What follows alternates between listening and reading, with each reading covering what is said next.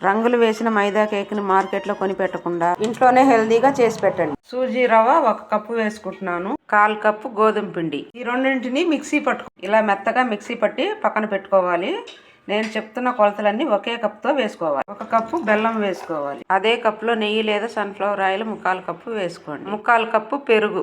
ఇదంతా బాగా కలుపుకోవాలి. బెల్లం అంతా బాగా కరిగేదాకా. ఇలా బాగా కలిపి పెట్టుకున్న మిశ్రమంలో మనం గ్రైండ్ చేసి పెట్టుకున్న రవ్వ పిండి అంతా వేసుకొని బాగా కలుపుకోవాలి. చల్లార్చిన 1/2 గ్లాస్ పాలు వేసుకోవాలి. ఈ రవ్వను బాగా కలిపి ఒక అరగంట అలాగే మూత పెట్టి ఉంచితే కేకు బాగా గుల్లగా.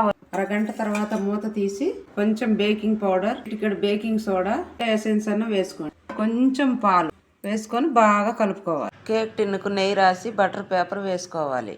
కేక్ బ్యాటర్ అంతా ఇందులో వేసుకొని ట్యాప్ చేసుకోవాలి. ముందుగానే ప్రీ హీట్ చేసుకున్న కుక్కర్లో మూత పెట్టి 50 నిమిషాలు కుక్ చేసుకోవాలి. ఉడికిందా అని ఇలా ఒక కత్తితో చూస్తే తెలిసిపోతుంది. మీకు నచ్చిన సైజులో ముక్కలు కోసుకోవాలి.